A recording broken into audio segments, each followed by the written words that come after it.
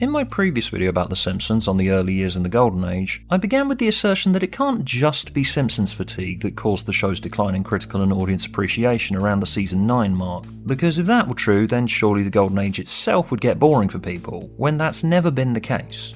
There must be some measurable qualitative difference between what the show was producing during the 90s and what came afterwards. People often say the characters changed, the style changed, but if so, what about the characters was it, and what about the style was it that changed? In this video I'm going to talk about common fan complaints and criticisms of post-Golden Age Simpsons, not necessarily agreeing with all of them, just addressing them. I wanted to come at this rewatch seeing if these complaints hold up to scrutiny, because I feel people tend to just agree with stuff on the internet before thinking about it too deeply, and I've always prided myself on forming my own opinions instead of just blindly regurgitating other people's, which I encourage you to do with me as well for the record. If any of what I'm about to say sounds off to you, the comment section's there, have at it.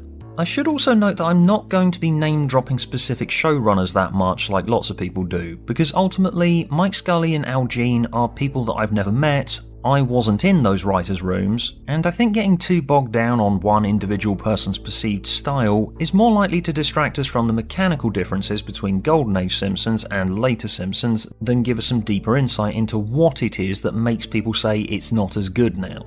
The author is dead, let's move on. Anyway, I've now rewatched everything between Season 10 and The Simpsons movie, or in the cases of Season 17 and 18, for the first time, because 16 was where I fell off the first time round.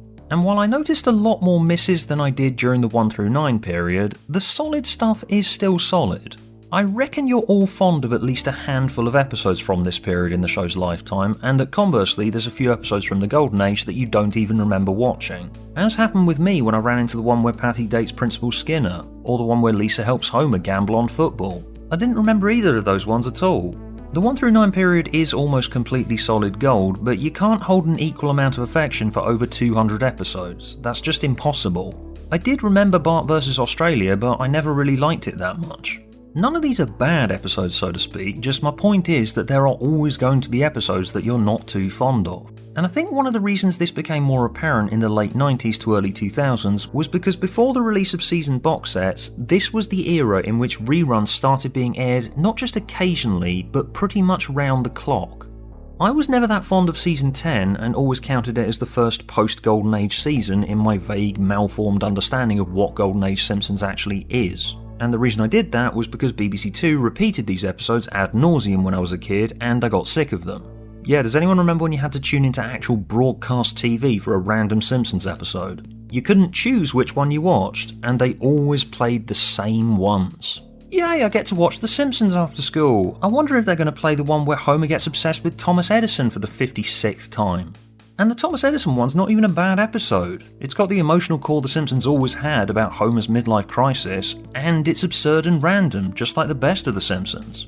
I was just never fond of it because BBC Two played it too much, just as they did with some of the weaker episodes that I'm about to talk about.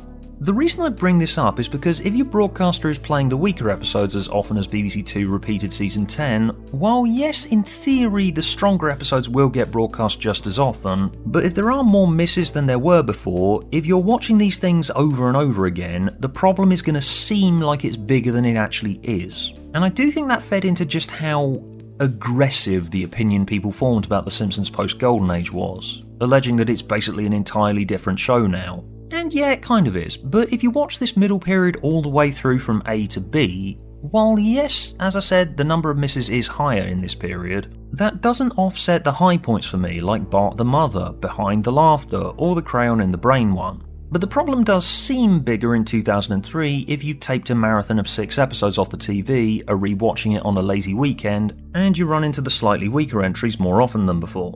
That being said, now I've made that point, I am now gonna have to pick out some episodes that are symptomatic of this period where the show's reception was on the decline, and it's going to seem like I'm saying this period is worse than it actually is. So just bear in mind that for every bad example of these types of episodes that gave the impression of a broader malaise, there's usually at least 2 good examples to counterbalance them. Usually.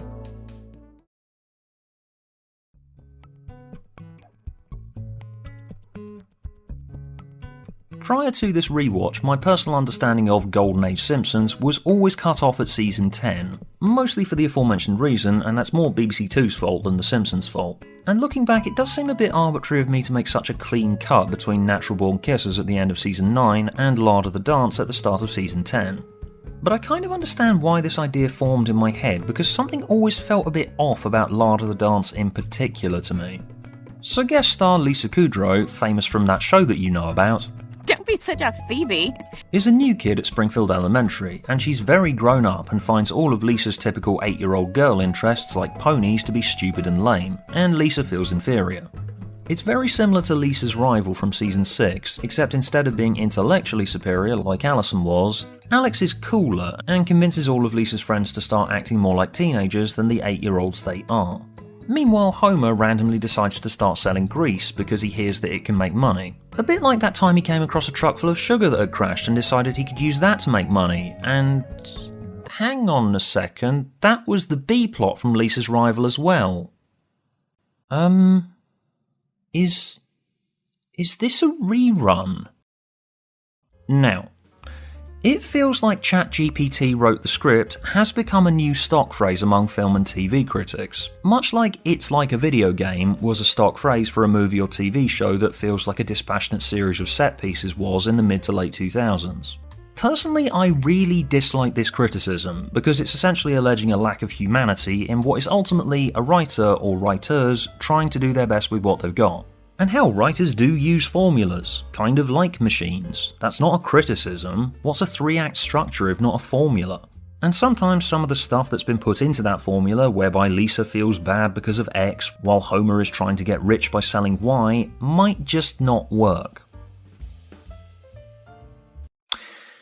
And yet, it's very hard not to say that Lard of the Dance feels like it was assembled by algorithm, because the presence of stuff that we'd seen before in one specific episode made it feel like a computer program had had past Simpsons episodes fed into it and had been told to make something like that, and the result was something reminiscent of a past Simpsons episode, but without the human understanding of why these elements worked in this specific formula in the first place. Alex makes Lisa feel insecure in a different way to Allison, but Lisa's rival hit much harder than this because Allison challenged Lisa's sense of self. Alex doesn't. She's just a kid that makes Lisa feel like an outsider. But Lisa already felt like an outsider, so this doesn't change anything or challenge the status quo in any way. I didn't feel anything for Lisa as she struggles for popularity at school, and Homer's grease plot was a poor imitation of the sugar plot. I'm sitting there unengaged and not feeling anything because I'm just seeing the formula with random items pasted into it. Sometimes they strike gold by just pasting random objects into the show's formulas, as in E.I.E.I.D.O., where after the episode's been about Homer getting obsessed with challenging people to a duel for 5 minutes, someone says yes, and he runs off and starts a farm, where he starts growing radioactive mutant tomato tobacco hybrids. Boiled down, it's basically just Homer has a stupid money-making scheme with random items pasted into it, and probably the result of a writer finding it funny that tomato and tobacco are similar words, and what do you get if you combine the two? And on this occasion, it's just insane enough to stand out. But most of the episodes from this era that you don't remember watching have had random items pasted into them, but just aren't interesting enough to hold your attention. Homer's new craze this week is motorcycles, and a motorcycle gang comes to live with them. Homer starts his own security company to rival the cops. Gee, a bit like that time he formed a vigilante group. Even an episode that seems like it should be a big deal, where Selma adopts a daughter in season 16, isn't. Because the entire framework of this episode is built around a mix of the Simpsons go abroad and clash with the culture, and Homer has to pretend that Selma's his wife to impress the authorities. Which is a bit like that time where Marge had to pretend to be Apu's wife to impress his mother. We've seen the show do both of these things before, so it's not the big deal that Selma adopting a daughter and being one of the few changes to the show that sticks really should be. However, the show is at least aware of the fact it's recycling itself or just throwing random stuff at its tried and tested formulas, and that's why I respect it in spite of this. I'll need someone to watch my house. Who's that fella who always screws up and creates havoc? Homer Simpson, sir? Yes, the way I figure it, he's due for a good performance. When your show is over a decade old, you will inevitably end up recycling yourself, and the best way to get people to not hate you for it is to either take ownership of it, or just do something completely stupid and look at the audience and go, Come on, we've been on the air for over a decade, what else am I supposed to do? That's why I forgive Saddle Sore Galactica from season 11, an infamous The Simpsons Jumps the Shark episode, because on its own, the plot about the Simpsons getting a racehorse just isn't interesting enough, and as Comic Book Guy points out, derivative of past adventures. Excuse me, but I believe this family already had a horse, and the expense forced Homer to work at the Quickie Mart with hilarious consequences. And yes, I will take being the butt of the joke here. Anybody care what this guy thinks? No! While revealing that jockeys are a sort of leprechaun subspecies that live underground is incredibly stupid, at least it's something interesting. On its own, Saddle Sore Galactica would have just been another disposable episode, wouldn't it? And it doesn't even have the emotional core of Lisa's pony, where she has to give it up when Homer gets a second job because he can't afford it, and Lisa sees how much stress it puts him under. Saddle Sore Galactica had to have something to offer, so why not something utterly deranged? For me at least, batshit stuff like that made it a bit easier to forgive them for the occasional episode where it feels like the well's running dry. As South Park famously observed, when a show has been running for as long as The Simpsons, it's only natural you'll run into the same ideas basically being done again, if not verbatim, but fairly similar. A criticism which itself is now over 20 years old. And I am surprised that Saddle Sore Galactica is the one that people single out for this criticism. Just a year before it, there was an episode where Mr. Burns realises people hate him while they love this quote-unquote fun billionaire Arthur Fortune. So Burns randomly decides he's going to make people love him by finding the Loch Ness Monster, and he does, and they decide to get a job working as an usher at a casino in Las Vegas. Okay. Want a shrimp cocktail? Yeah, they're not great.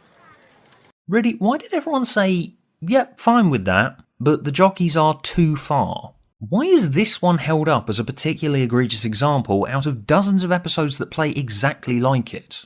It's quite easy for me to let the odd uninspired episode slide, but for myself and the wider viewership, there is a more important type of episode that needs to be done right, or it's going to give the impression the show's falling off. So let's move on to what I highlighted last time as the linchpin of prior seasons.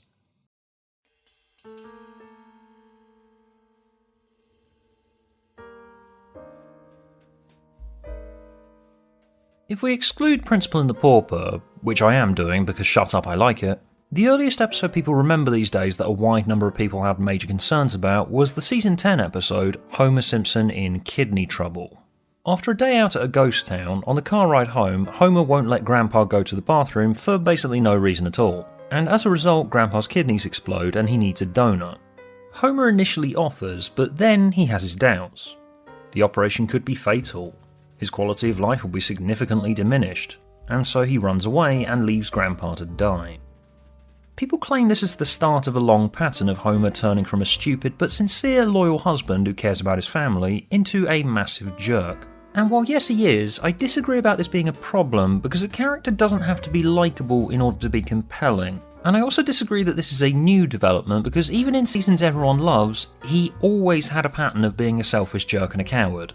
But, like people, some of them are just jerks. Stop that, Mr. Simpson.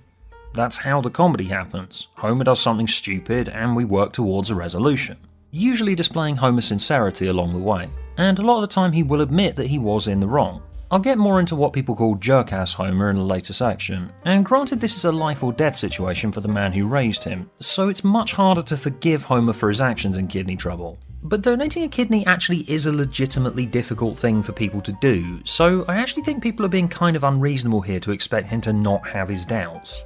But to demonstrate why this crosses a line in terms of the episode's structure, I'm going to have to explain a legitimate way this story could have worked with the emotional depth reminiscent of prior seasons and gotten away with it. Now, there is one flashback in Kidney Trouble where we see what Abe was like with Homer as a child, and it sits completely wrong alongside everything we've already seen about what Abe was like as Homer was growing up. Oh, good. Oh, I love you, son. I owe Dad so much. Well, giving him a kidney is a wonderful way to show him how you feel. You're right, Marge. But, doesn't Homer hate Abe for being a terrible father? Homer, you're dumb as a mule and twice as ugly. If a strange man offers you a ride, I say take it. Lousy traumatic childhood. The reason the opening joke where the family accidentally stop outside the old folks' home and reveal they were about to not visit Grandpa on his birthday and react in terror at the idea of bringing him with them is in character with all the other times Homer has treated his father with contempt is not because Grandpa's boring, although he is, it's that the bitterness that Homer has towards his bad childhood is unresolved. Homer still sees Abe as the monster that he was and not as the harmless old man that he is now. So what this episode should be doing instead is using the fact there has always been this tension between Homer and Abe to resolve Homer's bitterness towards his father and desperation to avoid spending time with him. Granted, he had already learned this lesson in prior episodes like Grandpa vs. Sexual Inadequacy, but as I established in my Golden Age video, lessons don't really stick in The Simpsons. So I think using this as the key to getting the plot working would have made Homer's cowardice much easier for audiences to swallow. Now that his father is dying, can Homer put his past behind him and do an incredibly brave thing to save the life of a man who spent his entire formative years making him feel worthless? Imagine that would have been incredibly powerful. Hell, it might have even made for a new favourite. But instead, we go all in on making Homer into this horrible coward who did a terrible thing and left his father on his deathbed. Abe is a sweet and innocent old man who was a good father to Homer, and Homer is bad for running out on him. There's no moral grey area here. None of this is to say that Abe deserves what happens to him for being a terrible father, but some kind of grey area would offer this story dimension, where even if Homer's actions were exactly the same, people wouldn't come out of it feeling disgusted at Homer's behaviour. It's a structural error and a mischaracterization of Grandpa that screwed this episode over. Homer himself is not the problem here. There are moments where this episode shows how it could have been a thoughtful exploration of how a fractured relationship can be repaired, but because of the flaws at the foundation, they don't work at all. That's the best sandcastle we've ever built, Dad. We make a great team, son. I wish I had that kind of relationship with my father. Or my kids. If this episode were about Homer re-evaluating the lost relationship with his father, this moment here would be incredibly powerful. But it's not about that, because it's in service of further reinforcing this episode's thesis that Homer is a coward and a terrible human being for running out on Abe when he needed him, which just isn't nearly as interesting as exploring the nuance and grey areas in Homer and Abe's relationship. On rewatch, I legitimately forgot how the episode ended, and I realised that the reason for that was the way I imagined this episode ending was my better rewrite of it. My idea was that Homer getting to the operation, getting cold feet and running out the window was all an elaborate dream that he had while the operation was taking place. And when he wakes up, he's relieved that he just naturally did the right thing without even thinking about it. He was raised by Abe to have a low opinion of himself, so the idea he could do something as selfless as save the life of the father who mistreated him growing up is unthinkable to him. So his brain constructs this fantasy that confirms all of the worst things people have ever told him about himself and that he's internalised. It's one of very few cases where "and he woke up and it was all a dream" would have been the better ending. But instead, Homer returns, agrees to the operation now, chickens out again, runs out the window, gets hit by a car, and then they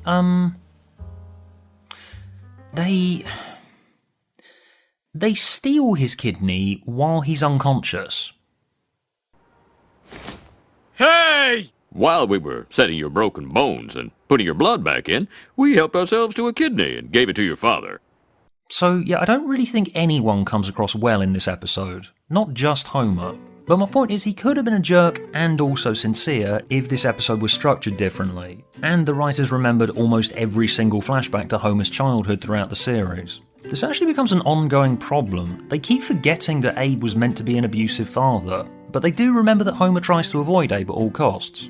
If you don't make this mutual and have both of these things at the same time, sure, Homer's not justified in the way he treats Abe, but he ends up looking even worse than he would do otherwise. You can have these jokes, but without the counterbalance, they don't work as well.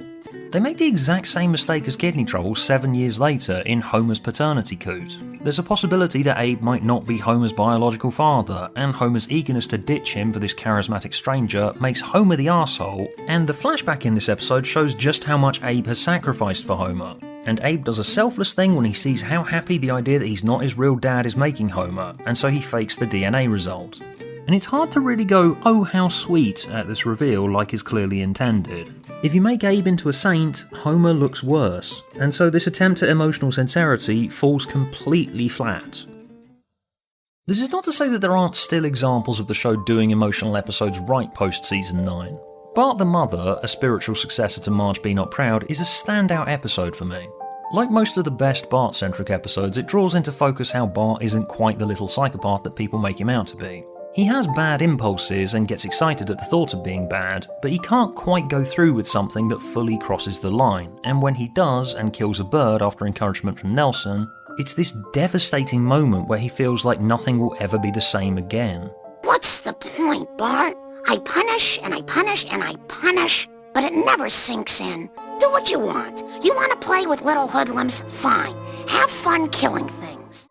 The eggs in the nest that Bart cares for after killing their mother could have just hatched and that's it, but the episode's ingenious twist where they're actually illegal carnivorous tree lizards and Bart still wants to take care of them is truly inspired. Everyone thinks they're monsters, but I raised them and I love them. I know that's hard to understand. Not as hard as you think. That little exchange there might just be one of The Simpsons' overall best. And they continue with these decent high emotion episodes well into the post-Golden Age.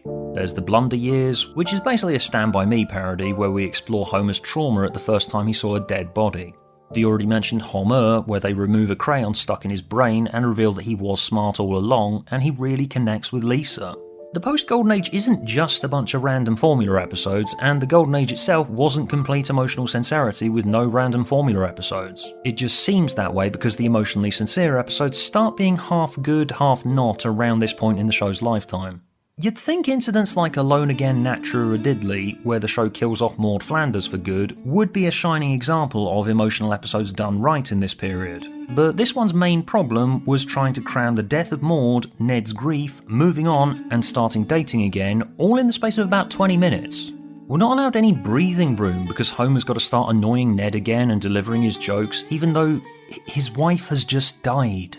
There's too many obstacles for Ned to overcome for you to really feel for him in this situation. While The Simpsons has a very long history of blending silly and serious moments into the same scenes, Homer's Triple Bypass is full of these, but the actual legitimate death of a character is just too big to deal with in 22 minutes. Conversely, in When Flanders Failed from Season 3, when his left-handed shot goes bankrupt and he and his kids end up living in his car, it's a much smaller problem than the death of his wife, but it feels about 20 times more devastating because the impact of his failing business has ramped up over the course of the episode. Even the good book can't help me now. Why not? I sold it to you for 7 cents. Oh. Alone Again Natura Diddley starts with a random Simpsons go to an event scenario, has the bad thing happen right near the beginning, and immediately it just goes, right, now let's move on to the next thing, and the next thing, and the next thing. Move on with your life now, Ned. There is no time to stop and grieve. Move on now. It's a show about Ned, about him losing his sweet wife, but now it's time to get on with his life. The fact Maud's death comes right out of nowhere is admittedly quite powerful. You think you're just watching a random Simpsons episode, and then that happens. But following that, nothing sticks with you.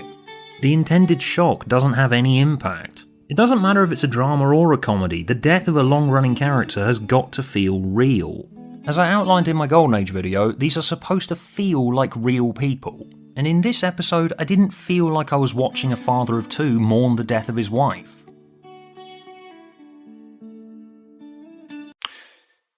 Alright, yeah, that probably is too heavy a concept for a 22-minute comedy show. But like I said when I covered Life on the Fast Lane, there's funny bits, but the key to it was that I felt like I was watching a real marriage fall apart, and that's why that episode stuck with me. That being said, the knock-on effects of Maud's death are at least interesting. It's one of the small group of changes that The Simpsons has allowed to its core characters over the years, and it usually comes up whenever they deal with Ned from this point. Ned episodes are usually about grief, just like when there's a Milhouse episode we deal with divorce. Apu's 8 kids mean his stories mostly end up being about the stress of parenting, and we add him having an affair into the mix. We settle into these new sitcom status quos based on these slight changes, where the show can essentially tell the same stories over and over again to at least keep things fresh to some degree. But you would think the episode that introduces the heaviest of these changes would hit much harder than it did. If the show was starting to wobble in its emotional linchpin episodes, that's a sign of trouble. Because if the occasional episodes that really get me to feel something and succeed become less frequent, the characters stop feeling like real people that I care about, and it's just another episode of some cartoon that I watch. Without the solid reminders of The Simpsons' emotional sincerity, the off-the-wall episodes will start to feel more grating, and the overindulgent celebrity cameos will start to undermine the core of the show.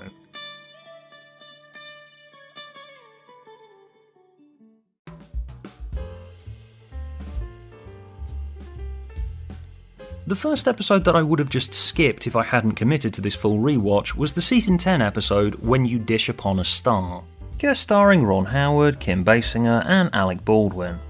This episode was the progenitor of almost every big celebrity guest episode in the following seasons that people have complained about, where the point is, wow, a celebrity has come to Springfield. Isn't it funny that this celebrity I have heard of is on a television programme that I also watch? A common opinion that even I held for a while was that the show mostly stopped being good when celebrities began appearing as themselves instead of the characters. In the Golden Age they used to write characters for celebrity guests. That's not Michelle Pfeiffer, that's Mindy the co-worker. That's not Danny DeVito, that's Herb Powell. This is Ron Howard, Kim Basinger and Alec Baldwin. But then I thought to myself, wait, that can't be it. They had big guest stars on as themselves before during the Golden Age, and not just musical guests. Krusty Gets Cancelled is full of them, and they do still write characters for the celebrity guest stars in the post-Golden Age period. Reese Witherspoon is Rainier Wolfcastle's daughter. Eric Idle is documentary filmmaker Declan Desmond. Simon Cowell is essentially himself, but his character is supposed to be called Henry. The difference between celebrity cameos you love and celebrity cameos you hate is that the ones you love are where the guests are there to support a plot about a Simpsons character, and the ones you hate are where the Simpsons character is a vehicle for the celebrity themselves. This is a very fine line that When You Dish Upon a Star crosses. Look at almost every other case prior to this episode, like when George Harrison shows up. Hello, Homer. I'm George Harrison. Oh my god! Oh my god! Where did you get that brownie? Over there, there's a big pile of them. See, they're a supporting role in which The Simpsons is just too cool to give a shit that some of the most famous people ever to have walked the earth have just shown up in their lives. And they still do that in this middle period of the show and treat their guests in a very dismissive manner. They lock Elton John up in a dog cage. They had Britney Spears on the show at the height of her fame, and she's just an award show host and she doesn't even sing. In When You Dish Upon a Star, though, the plot involves Homer agreeing to be the handyman of these big Hollywood stars who come to a small town to escape the attention they get from people going, "Oh my god, it's a celebrity! It's a human being who has been in a thing that I have seen, and that makes them in some way better than me."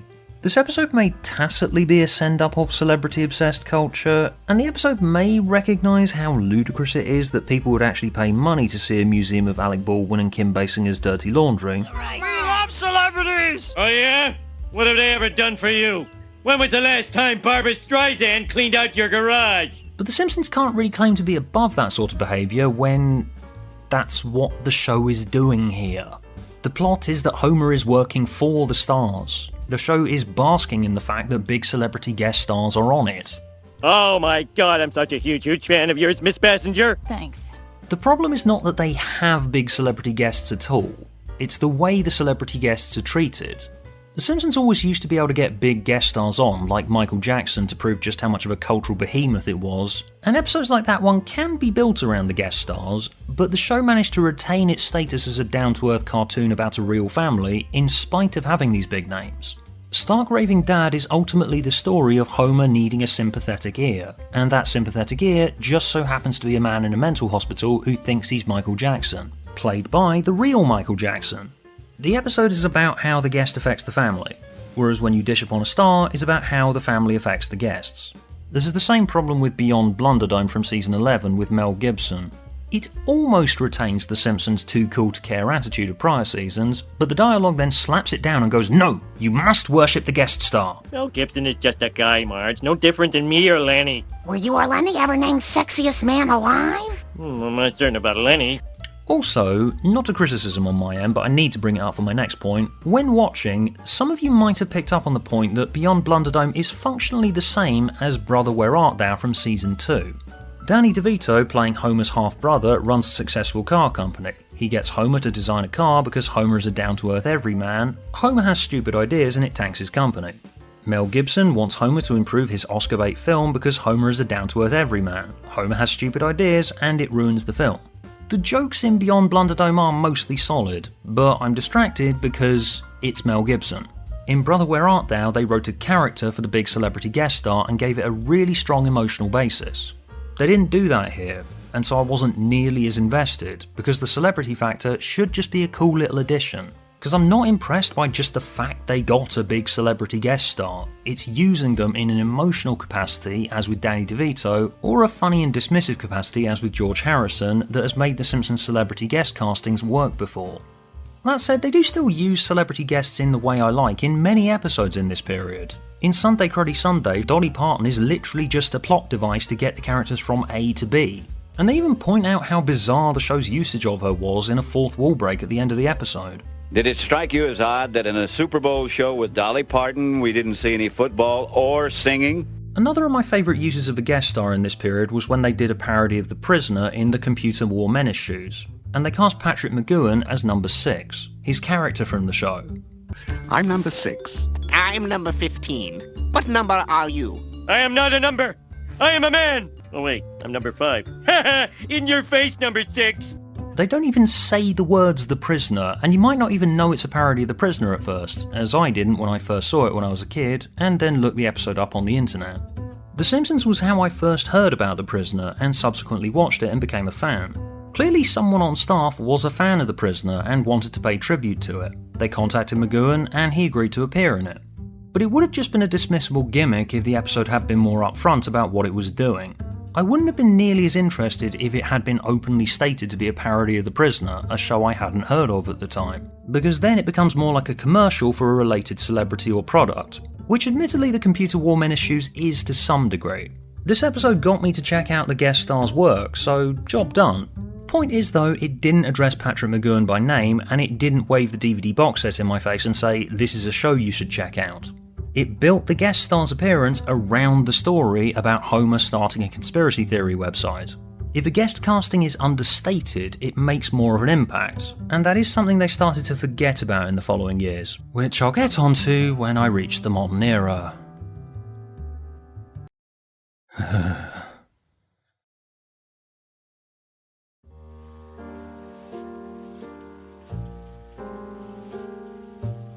International travel has always been a component of The Simpsons, but in later years it becomes a problem because the reasoning behind it becomes kinda spurious. The first time a Simpson goes abroad is way back in season 1 in The Crepes of Wrath, where Bart gets sent on an exchange program to France while an Albanian kid gets sent to Springfield. The Simpsons are a lower middle class American family who don't make much money, and a lot of episodes see Homer doing wacky things because he needs a quick bit of cash. The house is sinking. He starts driving cabs to make extra money. Homer wants to buy Lisa a pony, but it's too expensive, so he has to get a second job. And international travel is expensive, so they need a reason to have the Simpsons go overseas, so in Crepes of Wrath, it's a foreign exchange program. In Bart vs Australia, Bart causes a diplomatic incident. Stupid, yes, but not beyond the realms of what you could reasonably get away with.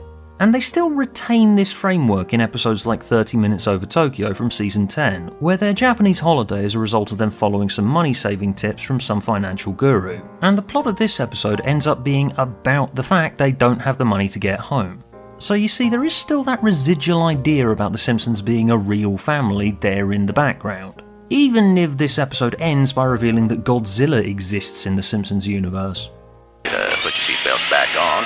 When we get to 35,000 feet, he usually does let go. After this episode, though, the reasons for international travel become a case of... well, why not? What typically starts happening is we have a 5-minute sequence where someone does something that gets them some money, and they decide to go to a country with a slight relevance to that money. In Simpson Safari, Homer finds an ancient prize-winning cracker in the attic. In Blame It on Lisa, it's just this. It's awfully expensive to fly to Brazil. It's really cheap if we change planes in Phoenix, Honolulu, Sun City, and East St. Louis, spend the night in a haunted house, and leave right now. My point is, you don't really get much of a sense of struggle, and that there's obstacles for the Simpsons to overcome anymore. It's literally just, we want to send them to this country this week, how do we come up with a mechanic that lets them do that? That's what exempts 30 Minutes Over Tokyo from this criticism. It's about money. How do they afford to go abroad? How do they afford to get home? Money would be an actual issue if this was a real family. But if we just send our characters to another country because we feel like it, that removes any residual basis in reality that The Simpsons had left at this stage. Another problem, which be honest you knew would come up, is that the countries they visit get reduced to stereotypes. Not totally a problem, as The Simpsons has always kind of traded in stereotypes of foreign nations to some degree, but it used to be a case where the audience can tell that this is a generalised representation of what a foreign nation is actually like. It's not legitimately saying that, for example, 30 Minutes Over Tokyo is a depiction of what Japan is actually like. It's an exaggeration of the sort of stuff that people in the West know about Japan. The famous joke in this episode about the Japanese cartoon that causes seizures is actually based on a real incident that happened in the 90s. Isn't this that cartoon that causes seizures? Yeah, go and Google Electric Soldier Porygon. This actually happened. The thing is though, there is a point where just straight up ignorance of your subject matter becomes a problem. I mean, it's kind of obvious that if you're poking fun of something, you've got to, actually know what you're talking about. But when your audience doesn't really know what you're talking about either, then you've got a problem. Sure, if you've never been to Brazil and don't know much about it, then you might find Blame It on Lisa funny, but the Brazilian government didn't find it funny, did they? The main problem that's been pointed out with Blame It on Lisa is that they even get the cultural stereotyping that they were engaging in wrong. And reading reports like this, you just end up wondering, if you don't really know much about your subject matter, why are you writing about it? What's the point? What did you hope to accomplish with this? It starts feeling like a case where someone has said, we need one international episode a year. Someone gets out a globe, spins it, and whatever country their finger lands on, that's where we send The Simpsons this year. This can become extra grating when they get to your own country, as The Simpsons did with my home country, the UK, in the season 15 episode, The Regina Monologues. Which personally I always thought was rubbish, not because it's offensive to me, so much as it is just lazy. The Regina Monologues ends up playing like a list of facts about a country that someone who's never been here printed off some website. The British Prime Minister at this moment in time is Tony Blair. Yeah, and? You've got to write, a joke? There's so much to see here. Parliament, Stratford-on-Avon, the White Cliffs of Dover. Oh, and you Americans love castles. There's a huge one in Edinburgh, the city where I was born. A lot of people get angry these days just by the continued existence of Tony Blair because of that thing he did, but aging poorly isn't the main problem with this cameo. I remember watching this episode at the time and thinking, where's the joke? Is the funny thing supposed to just be thing British? Lol, isn't it funny that a thing is British? Hey, wouldn't it have been funny if this episode had been made while Liz Truss was Prime Minister, and naturally not broadcast until about 6 months later? Hey Marge, who is that? No one, Homer. It's no one. But anyway, these were all mistakes The Simpsons started to make with specific types of episodes that it always did even back during its height. But I should clarify that one of the reasons the show started falling off in public perceptions during this period wasn't entirely its fault.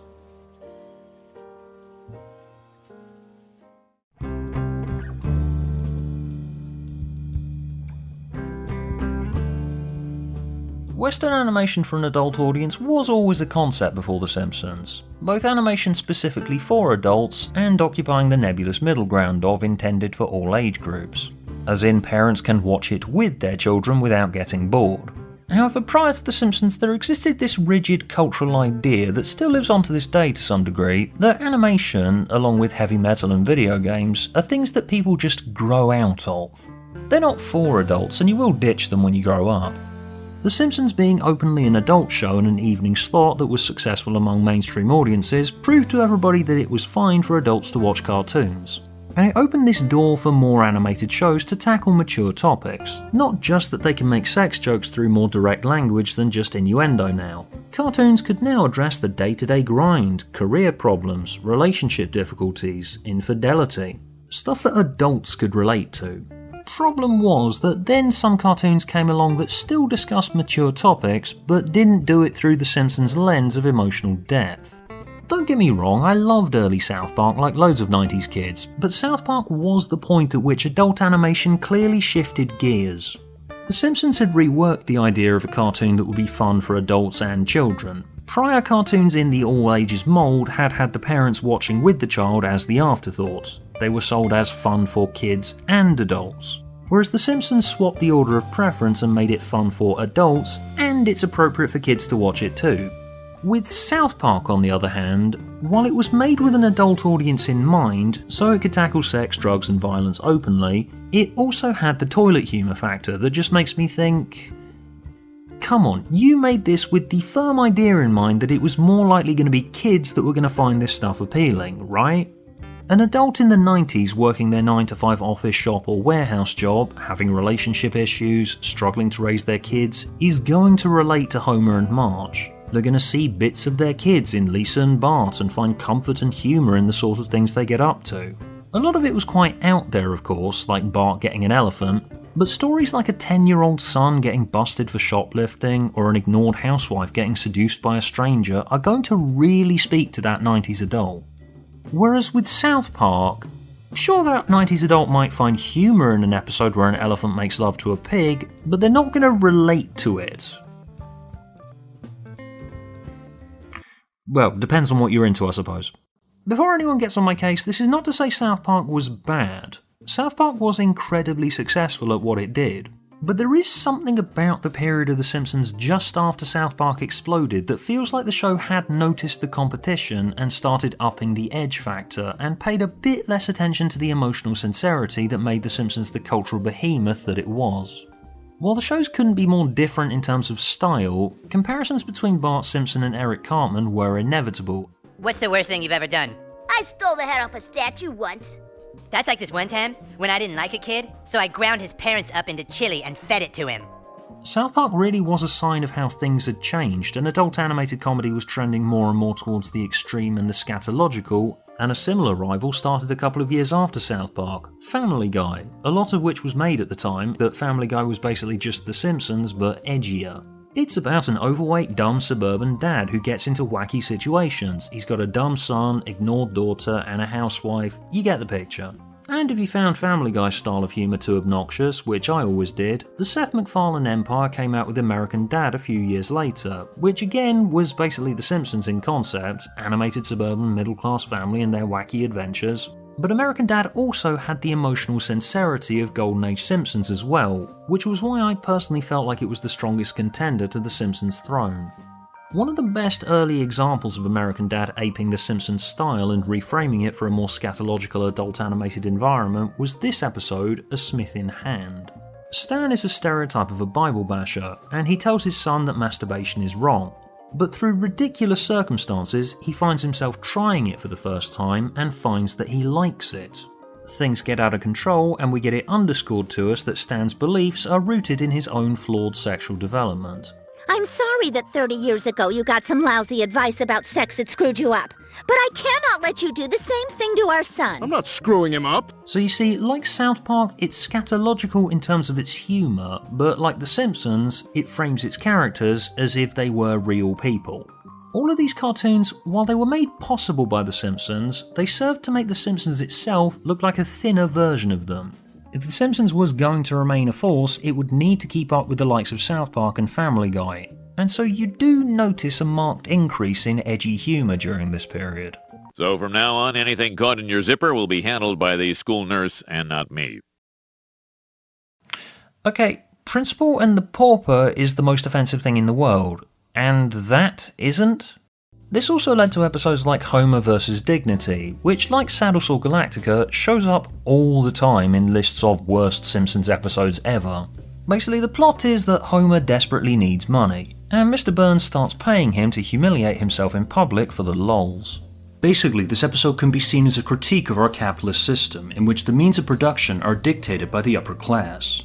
Okay, so it's a basic Homer getting hurt episode, you get the point. The main thing that makes this episode so famous though, and that pisses people off, is one joke in it where Mr. Burns makes Homer dress up as a panda and go into the panda enclosure at the zoo.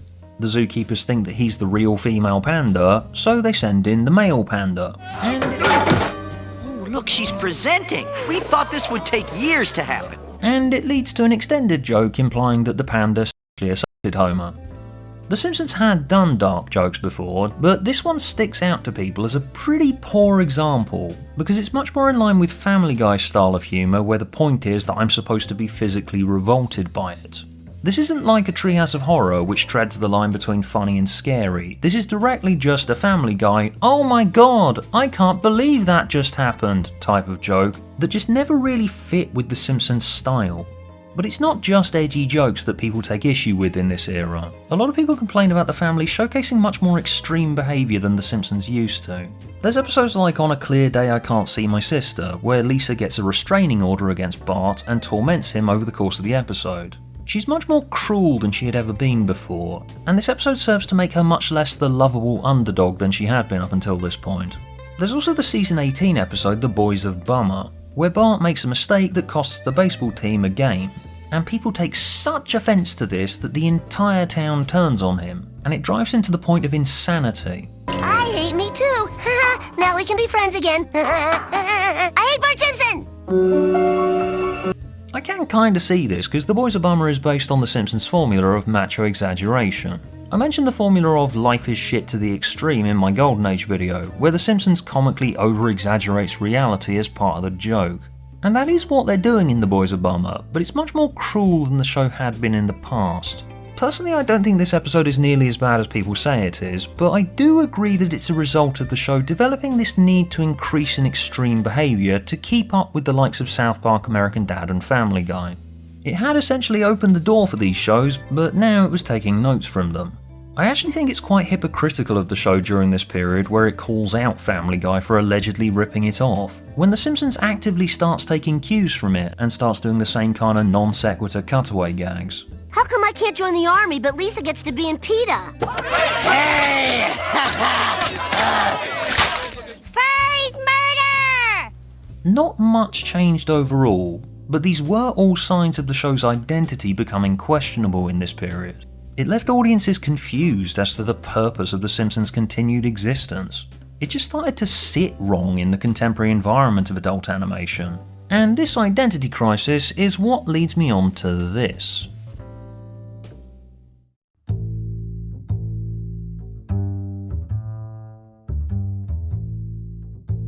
If you don't know what the word Flanderization means, that surprises me. Because I'm a YouTube video essayist, and if you're watching me, chances are you watch a lot of us, and that word gets used all the time. Outside of Simpsons discussions, it's even got its own Wikipedia page. Flanderization is supposed to be a process whereby a character started out complex, but then one aspect of their personality became exaggerated and oversimplified to the point where it became their entire personality. Personally, I'm not entirely sure how I feel about this term. As I mentioned with Homer in the kidney episode, I don't think that was a sign of him changing in terms of his core personality. He was always a jerk. It's just the structure of the show became weaker and that exposed us to the flaws that were always there but were less obvious. It was less a case of the character changing and more the show changing around him, so the sincere and heartfelt moments are less of a focus. And so the collective blind spot that we always had to the selfish and pathetic parts of Homer's personality became much harder to maintain. But I'll get into a deeper analysis of that in a moment. The case for Flanderization is much stronger with the character that gives the effect its name, Ned Flanders. I understand how this opinion has evolved because Ned himself has evolved. Of course, Ned himself might not think that evolution is real, but he has evolved. He starts out the series as the perfect neighbour who makes Homer feel inadequate by comparison. Oh my, what a little mess we've got here. Well, which ones are yours and which ones are mine? Well, let's see. Oh, this one's mine, this one's mine, this one's mine. But over the course of this post-Golden Age period, we start focusing on the fact that Ned has some backwards views that people associate with fundamentalist Christianity. Okay, but don't let our hands touch. It's gay. What's gay mean? It means you used to be afraid, but now you're not. I'm gay, Daddy! I'm gay! I believe he's saying he's okay. Here's the thing though. The definition of this theory frames Flanderization as a series of mistakes made over time, but here's one question that no one seems to be asking. How sure are we that the focus with Ned shifting away from his status as the perfect neighbour and towards his Christianity as a way of satirisation of fundamentalists was not deliberate? Are these mistakes or are they genuine creative decisions? And if they are creative decisions, what were the reasons for these decisions to be made in the first place? Because they can't have just come from nowhere. If you look at the stats, the 90s were when Christianity started seeing a slow decline in the US, and I don't think it's a coincidence that in the earlier section of the show's lifetime, Flanders was the perfect neighbour that Homer irrationally thinks is a jerk, and he happens to be the most upstanding, morally perfect Christian you've ever met. Flanders represented a moral ideal. Homer is the sort of American that you are, but Flanders is the sort of American you aspire to be. He's got a good job, a loving family, his kids are perfect, and he's a good Christian who's definitely going to heaven. Whereas with you, it's a grey area, isn't it? This comedic formula only made sense while being a good church-going Christian was seen as a moral ideal that most people failed to live up to. In the early years of the show's lifetime, while The Simpsons was critical of religion, the series maintained a certain degree of respect for religious institutions. It framed its criticism of religion in a sincere, okay, we can agree to disagree kind of way. I'm not a bad guy. I work hard and I love my kids, so why should I spend half my Sunday hearing about how I'm going to hell? Homer the Heretic is actually a perfect example of The Simpsons being cynical of, but largely at peace with religion. Homer is supposed to be wrong for forsaking the church entirely, but it ends with him coming to the conclusion that being an imperfect Christian who falls asleep at church is better than nothing. Would you give church another try? I'll be there next Sunday, front row center. This made sense while American society was largely Christian. The Simpsons is being playful with Christianity, not openly contemptuous. That's why teachers would stick on Homer versus Lisa in the Eighth Commandment and Simpsons Bible stories all the time in religious studies as a way of getting us to think about religious arguments. The show's not setting out to disprove religion or say that religion is bad, it's engaging with the subject with a critical lens that previously dogmatic American society might have been less eager to do.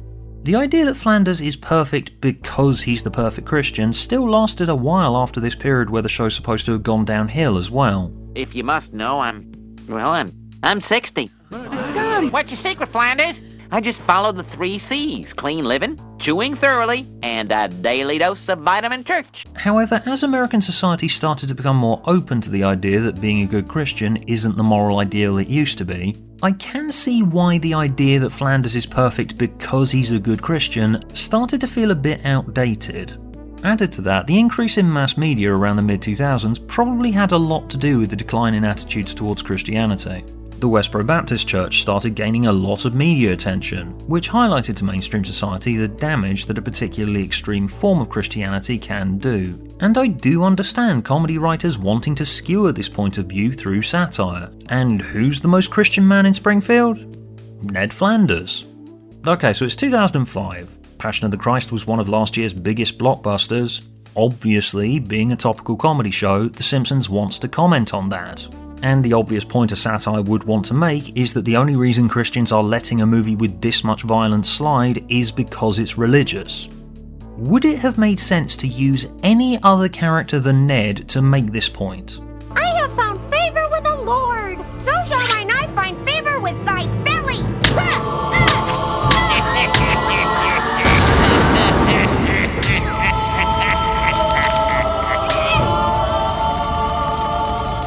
I don't think Homer and Ned's Hail Mary pass is great or anything, but if I was in the writer's room that day, I wouldn't pass up this idea just because it's not true to the original vision for Ned. Another thing I'd like to point out is that Flanders' intolerance is also a presence in the Golden Age, even if it's not too pronounced. In Home Sweet Home Diddly Dum Doodly, he almost has a fit over Bart and Lisa not being baptised. We are never baptized. Another problem I have with the Flanderization argument using Ned as its basis is that the argument suggests the character starts out complex and becomes simple through exaggeration of one character trait. But if Ned's core definition is that he's too good a neighbour, doesn't that make him simple? Was Ned actually all that complex to begin with? Wasn't he always a tool used to characterise Homer? People are going to point to Hurricane Neddy, of course, where we fully psychoanalyse how holding his anger back has damaged Ned's emotional growth. But prior to that, I'm not totally convinced he was ever that complex. Even in more emotional episodes like when Flanders failed, his failure is used to draw Homer's personal failings into sharper definition. Okay, ready. Yes! Oh, yes! Now, by the way, this is not a criticism of Golden Age Ned. EM Forster once outlined the difference between flat and round characters thusly. flat characters are constructed round a single idea or quality. The really flat character can be expressed in one sentence. So when people point out that Ned's purpose used to be that he was the perfect neighbour, aren't they essentially saying he used to be flat?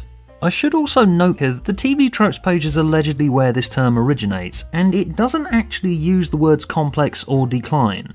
Those words have been added to the theory by whoever wrote the Wikipedia page, and I do often see those words used when people have talked about this theory. Would I be totally out of line to suggest that as people have reused this argument, they've inferred that Old Flanders is complex by nature of being well received, while New Flanders is basic by nature of not being well received? You can have a flat character. Flat characters serve a purpose. Complexity isn't a barrier for being good or bad. The TV Tropes page on Flanderization itself acknowledges this. Ned used to exist as a way of showing us Homer's imperfections. But by giving him flawed and bigoted views, aren't the writers actually making Ned more complex? Or by drawing more attention to his bigoted worldviews than they were before, aren't they just making him flat in a different way? Also, you gotta remember, latter-day Ned has lost his wife. It could have been that Maud was a calming influence on him, and with her gone, the mediator of his negative impulses is also gone. It is entirely possible that what everybody sees as a mistake is actually character development. Daddy, what are you doing? Imploring people I never met to pressure a government with better things to do to punish a man who meant no harm for something nobody even saw. That's what I'm doing.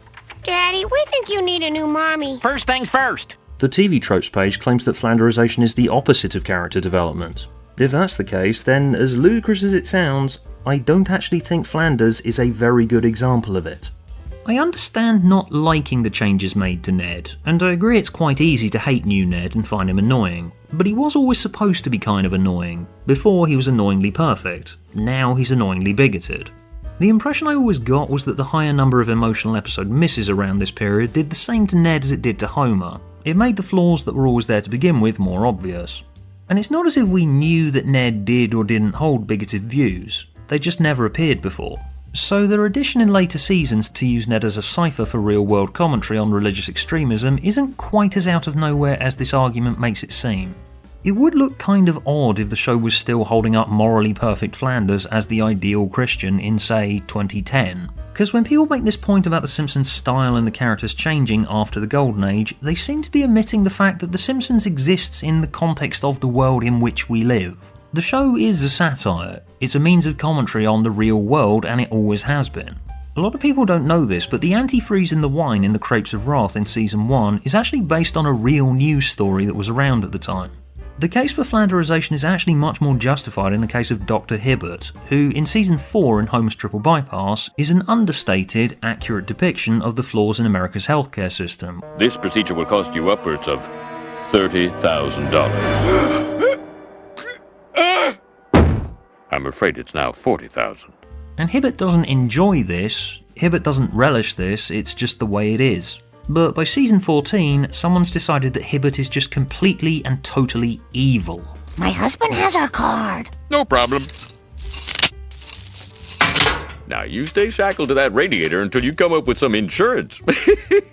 Obviously, this is rooted in the fact that by 2004, the point about America's healthcare system being profit-focused was a hot topic of conversation, leading up to the Affordable Care Act in 2010. So the change in satirization of America's healthcare system by way of Dr. Hibbert from light touch to sledgehammer was because the topic was seen as more urgent by this point. So like Ned, there is a reason for this change, but if you want to argue that a character became a caricature of themselves as time went by, this is the one I'd make that argument with. Of course, Hibbertization doesn't exactly have the same ring to it, does it?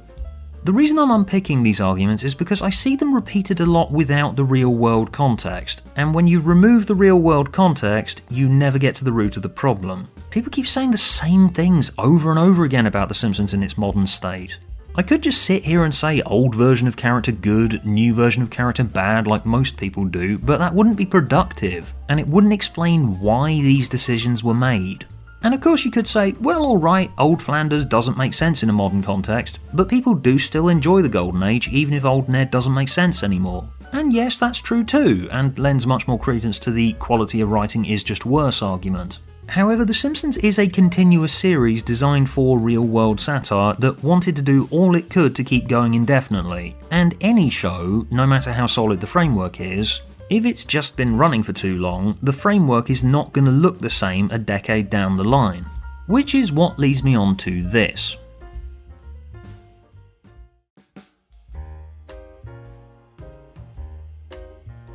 If you type Jerkass Homer into Google, you'll find endless articles about how Homer becomes a massive jerk in the later seasons. But I think that all that really happened was it just became more obvious how much of a jerk Homer is. Because really, revealing his and Marge's deepest secrets to the whole of the town at the end of season 5 should have been grounds for divorce from where I'm sitting. Okay, Marge. Things were said, mistakes were made.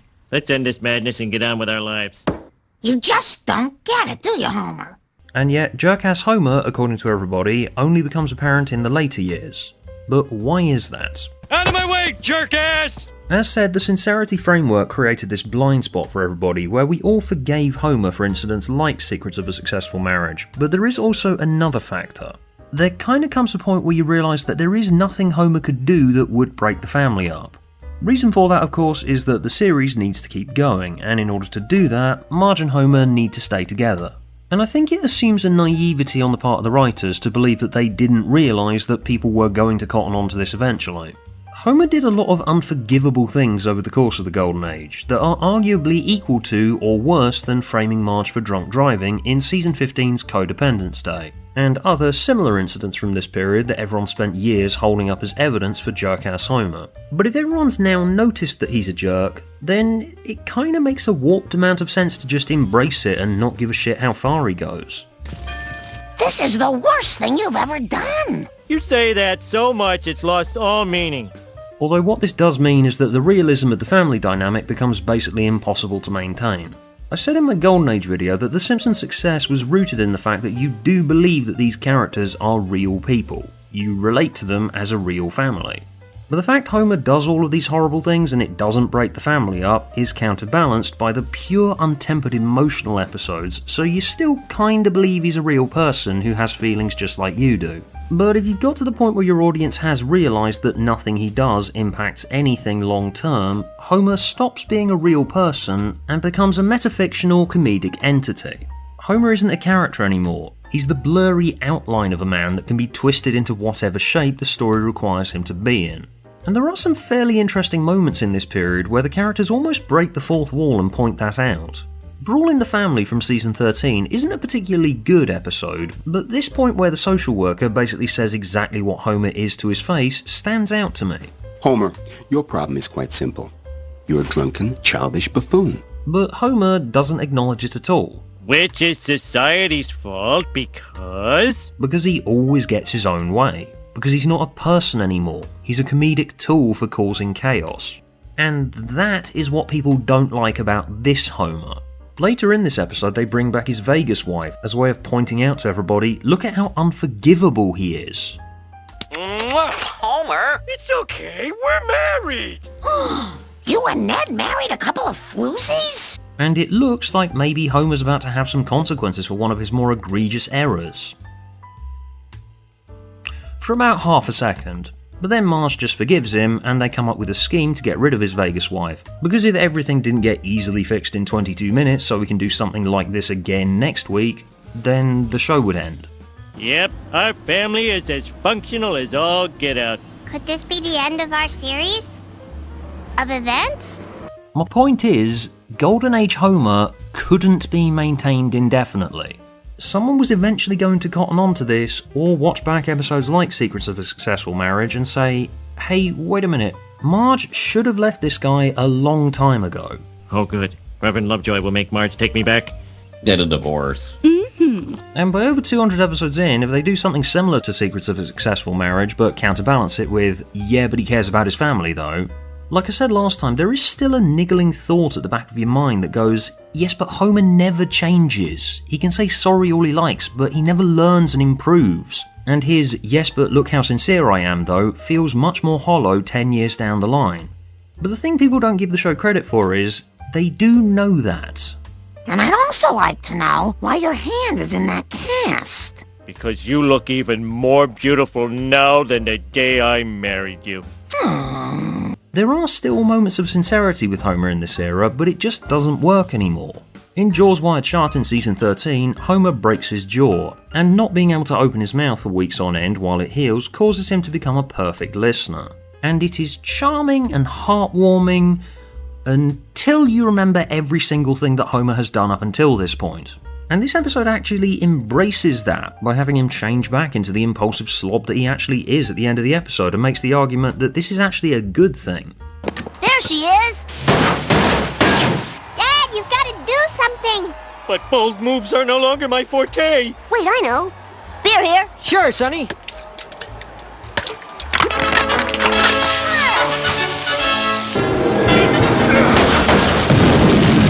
saved her. Oh, isn't it great to have the old dad back? I thought you liked the new dad. This family needs a live wire, but it's just not me. That's okay, Marge. You're a good wet blanket.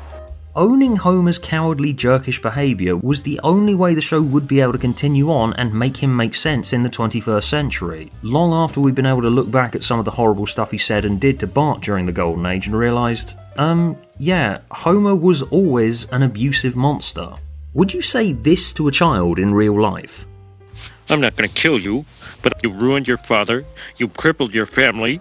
While yes, post-Golden Age Homer is nowhere near as effective as Golden Age Homer, the show, by embracing his selfish jerkery, actually kind of makes a point about how out of place Homer Simpson is in the modern TV environment, where there's nothing he could say or do that should justify his actions, and yet in the Golden Age, his actions are justified all the time. So the only way for this family to keep making sense in the 21st century is to own it, and use meta-humor to say to the audience, yeah, we've noticed it too, we know what we're doing. And there is a desensitising effect to Homer's jerk behaviour after a while. It's all very well for us to reevaluate specific episodes like Codependence Day and make a point of how awful Homer is in this episode. And maybe someone else is here. And maybe he'll step forward and admit to being the real culprit. Oh, this is a new low for me. But when you're watching 22 episodes a season straight through, I must admit that I didn't really bat an eyelid when I got to this one, which yeah, alright, is kind of unhealthy in itself. I saw Homer frame Marge for drunk driving and I just thought, yeah, he's a selfish coward. Makes sense. He would do something like that. Personally, I was kind of vibing with Codependence Day in this watch through. I enjoyed watching Homer and Marge reconnect over a drinking bender, and I wasn't too bothered when Homer does Unforgivable Act number 328. Sure, it looks worse when a list or an article has taken one episode and presented this action in isolation, which is the same thing that happens when people talk about Saddlesaw Galactica and not the Loch Ness Monster one, but in context of the series, it doesn't even make an impact on me. Because by this point, it's been 14.5 seasons of incidents like this, including in episodes from the era that everybody loves. He uses his daughter for gambling in season 3. He punches an old man in the face. He falls asleep at Frank Grimes' funeral after driving him to have a breakdown where he kills himself.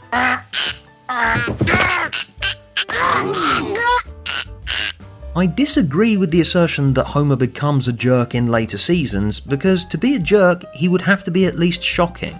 But it got to a point post-Golden Age where I genuinely wasn't shocked by anything he did. You become inured to anything eyebrow-raising, which I'm not saying is a good thing for the record. This was the problem that led me to ultimately fall off the series entirely at about season 16 back in the day. They even make this point for me in Helter Skelter from season 14. The family goes on a reality show where they have to live like it's the 1890s. And it's horrible for them for a while, but then they get used to it, and the audience finds it boring. He's betrothed to Martha Take a Punch. This is boring! However, because Homer isn't a real person anymore, does that hold true for the rest of the family?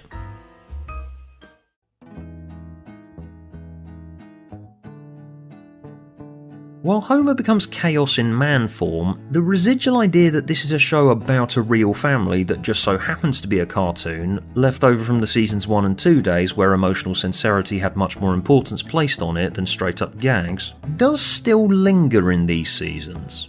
They almost completely give up with Homer, but Lisa, Bart and Marge all have moments in episodes in this period that genuinely surprised me. The only problem is that lessons never stick in The Simpsons, and so the same thing that happened with Homer starts happening with the others too. Milhouse Doesn't Live Here Anymore from season 15 is a surprisingly touching episode where Milhouse moves away. You can't move that far, you're my best friend. What's your mom making? I'll match it. This scene here where Bart's crying at the TV as he remembers Milhouse activated a deeper emotional connection with my own inner child. It brought back memories of when I was a kid and my friends would move away and I thought I'd never see them again, and in some cases I never did. Bart, honey, it's a nice day. Why don't you play outside? Outside? That's where me and Milhouse played. And now that Bart's friendless, he starts taking more of an interest in Lisa, and they hang out and become genuine friends. But then when Milhouse moves back, Lisa gets insecure and thinks that this has ruined the newfound dimension to the brother-sister relationship that had blossomed between them while he was away. But Bart comes to her at the end of the episode and reassures her that this hasn't changed anything. Oh, Bart, that's really sweet. Just because I have Milhouse back doesn't mean I haven't learned a few things about being a brother. Really, as well as being funny, Milhouse Doesn't Live Here Anymore was sweet and wholesome, like many an episode from seasons 2 and 3 that people cling on to. Thing is though, it doesn't stick. Just 1 year later, in the season 16 episode I already mentioned, On a Clear Day I Can't See My Sister, Bart is obnoxious to Lisa on a field trip and she takes out a restraining order against him, and she goes out of her way to be unnecessarily cruel to him over the course of the episode. All that development of the brother-sister relationship dynamic, completely gone by this point. I mean, yeah, alright, nothing ever changes in The Simpsons. The formulas have to stay the same. Comedic formulas as well as emotional ones need to be elastic to some degree. Bart and Lisa have to drive each other crazy and then make up, and then future episodes have to break them apart again. That, and I should note here that these episodes weren't really made for binge watching from A to B like I was doing. The idea that people watching this are going to have the entire series context in their heads and even remember Milhouse Doesn't Live Here Anymore by the time of season 16 isn't even going to be considered in the writing process. People say The Simpsons predicted things like 9/11 and Trump becoming president, but they didn't predict the way box sets and streaming media completely changed the way people engage with TV shows. And for the sake of the show's reputation, that's probably an area where the crystal ball that the writers apparently have would have come in handy. At the same time as old episodes not really mattering though, the show does do some loose ongoing story arcs running in the background through multiple seasons. Edna and Skinner's secret relationship runs all the way through Grade School Confidential in season 8 to them almost getting married in season 15. Like with Maude's death, episodes do impact each other in cases with other characters, but with the family dynamics of The Simpsons themselves, they don't. Stuff just happens and then it gets forgotten about.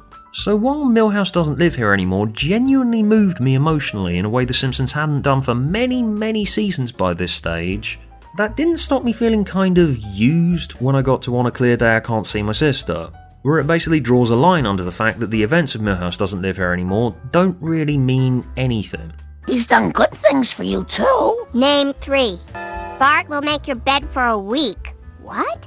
Really? Yep. Pick up another one. But it's not my turn. I'm trying to do something nice, you dink. So it's not really just Homer.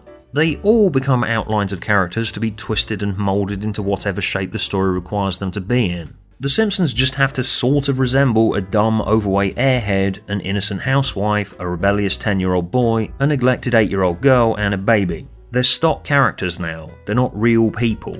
The realisation of this for Homer came much earlier than it did for the others, but it did happen for me at about mid-season 16. About here is where The Simpsons stopped being a real family. Which is exactly where I fell off the show back in the day, and this is probably why. And them no longer feeling like a real family is a dangerous prospect for The Simpsons, because while yes, it's an off-the-wall cartoon where anything can happen, the emotional realism of the characters was what drove its success in the first place.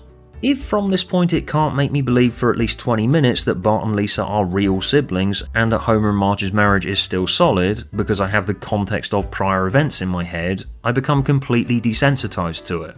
It stops making an emotional impact and becomes just another episode of some cartoon that I watch. Yeah, it can still be funny, and Homer himself is still funny during this period, even though he's not a real person anymore. But funny isn't really enough. Because if I've seen it all before, I'd stop really giving a shit. And this process of desensitization leads me on to this.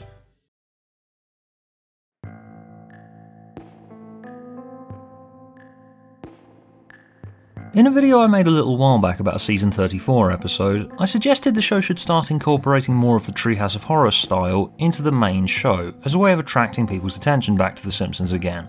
I realise the flaws in this viewpoint now that I've rewatched the Golden Age and this middle period back to back, because I've now realised the show did already do that, and it basically ruined Treehouse of Horror itself. I argued in my Golden Age video that there's not actually that much difference between the Treehouse of Horror universe and the main show, because the main show still has all of the Treehouse fixtures in it. Aliens exist in the main Simpsons universe. Characters die or get severely injured with no consequences. Cool costume. It's not a costume.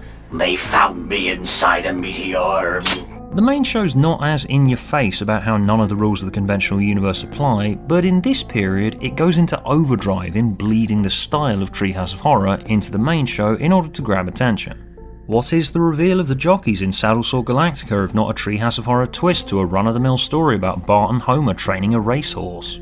E.I.E.I.D.O. has got talking psychotic animals in it. Major League Baseball is spying on people for some unspecified reason. Then we should call a doctor about this. How did the badger do that without ripping your shirt? What am I, a tailor? And cut away, and we don't address the consequences of this scene at all, just like in a Treehouse of Horror. But what this meant was that when Treehouse of Horror came around, they weren't special occasions anymore. Treehouse of Horror can't be as shocking as it once was if the surrounding episodes have indulged in these bizarre or shocking outer reaches, like there's a radioactive Legoland full of monsters and Godzilla is real. The increase in bizarre elements in the main Simpsons universe wasn't totally a bad thing. Even though I've had a couple of negative things to say about E.I.E.I.D.O., it's one of the more fun entries in this period. And as said, I totally loved the Computer War Menace shoes, but all of this did serve to make Treehouse of Horror itself a much less special occasion. Stylistically too, it just started to blend into the background with the main show a little bit too easily. Watch back the Golden Age and when you get to a Treehouse episode, you'll notice a slight stylistic change. Treehouse of Horror 4 in particular has a slightly more exaggerated art style to go with its night gallery theme. By contrast, Treehouse 10 looks like any other episode of The Simpsons. I do love the dolphin story from Treehouse 11 like most people do, probably because it's one of the more violent Treehouse segments from this period, but it's not that much of a stretch of the imagination if the rest of the show has taken on the nature of Treehouse of Horror. This one works because while stupid, it is at least a horror story. The biggest problem for Treehouse of Horror that starts becoming more apparent in the middle period is they're just not scary. Like, at all. And this isn't even a criticism of the sense of fear being a subjective reaction. They actively stop trying to be scary. The superhero parody in Treehouse 10, where Bart and Lisa become Stretch Dude and Clobber Girl, was where they started to stray from the purpose of Treehouse of Horror to freak the audience out. And it continues with stuff like this, with a Harry Potter parody. Oh, Slithers! Yes, Lord Monty Mort? Let's capture that girl and steal her magical essence. Yes, The Simpsons is first and foremost a comedy, and Harry Potter was incredibly popular at the time, and where else are they going to do a Simpsons parody of Harry Potter? But Treehouse of Horror was special to people because it freaked them out. Treehouse was trying to scare people as well as make them laugh. A lot of the time it did that by having characters react to scary situations as if it's no big deal. Oh, isn't that cute? He's trying to claw my eyes out. See, he does that, you find it funny, but then... I'll be Hobart! Nightmare Cafeteria genuinely freaked me out as a kid. It contains hilarious dark jokes, but it made an impact on me because it scared the shit out of me.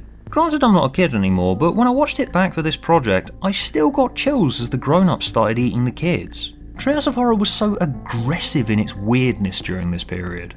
There's a few segments in post-Golden Age Simpsons that are aggressively weird. The Dolphin Slasher film, as I mentioned, but it felt like the Halloween episodes weren't even trying to freak you out anymore. I was expecting Reaper Madness in Treehouse 14, where Homer becomes the Grim Reaper, to be a return to freaky Treehouse episodes, but then it does a yakety sax sequence. And I just let out a massive disappointed sigh. But even though the Treehouse segment started blending into the background of the main show, admittedly some episodes didn't.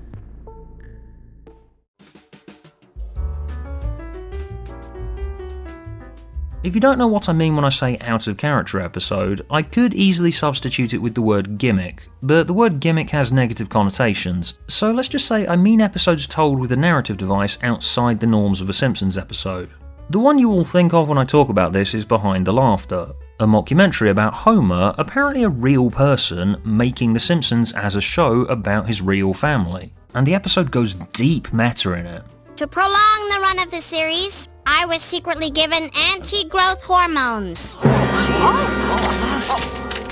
What Behind the Laughter's doing with jokes like that is it's enhancing the experience of The Simpsons as a continuous show by addressing fan complaints over things like the bizarre timeline and the fact the kids never age, by offering an outlandish sort of explanation in the form of a joke.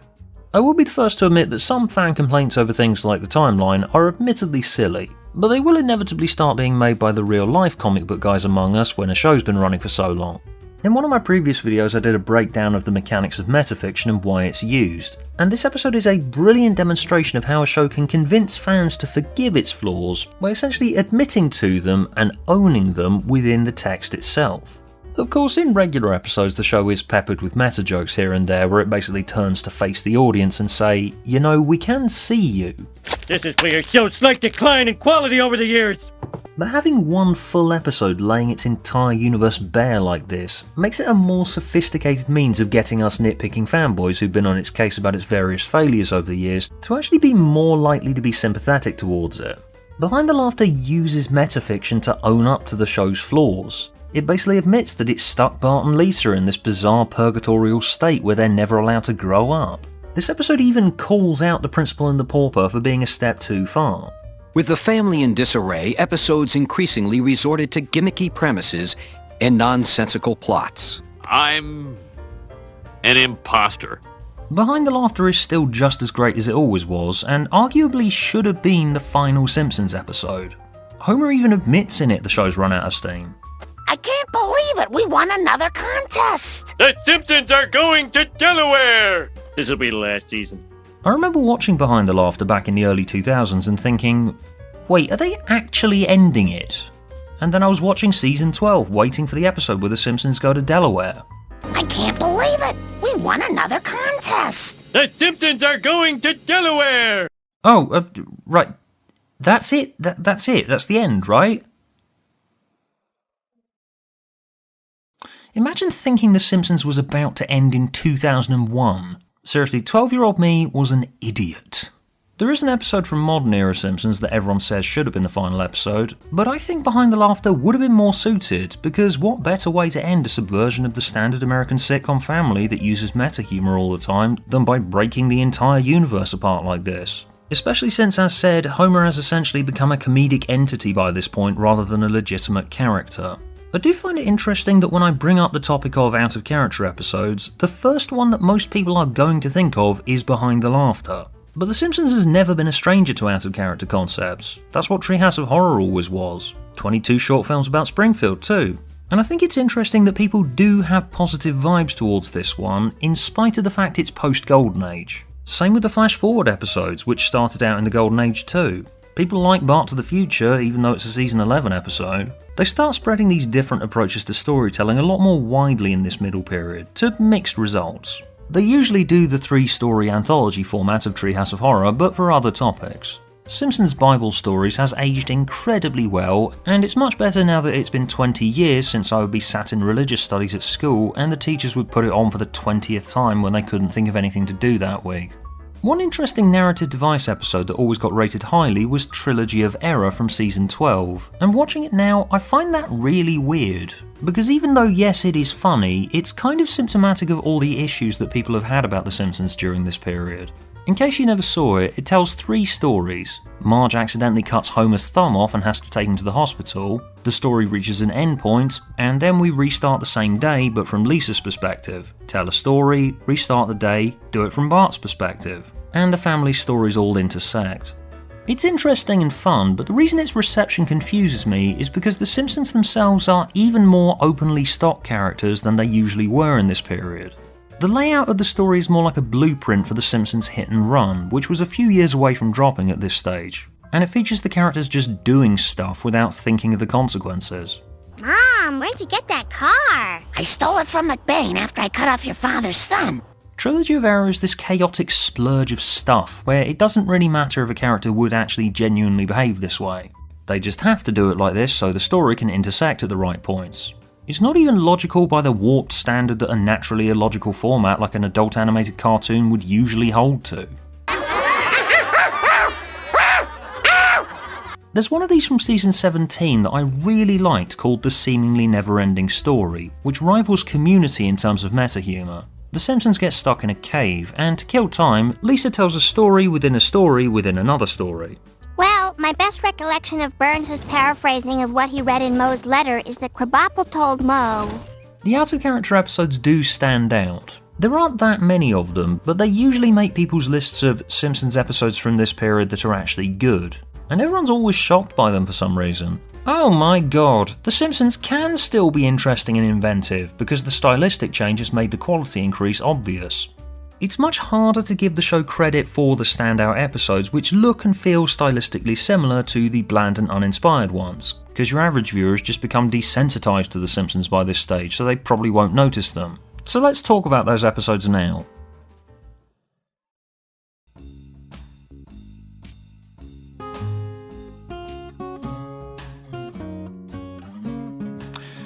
I feel like I've been unfair in this video. I feel like everyone's been unfair to this middle period of The Simpsons.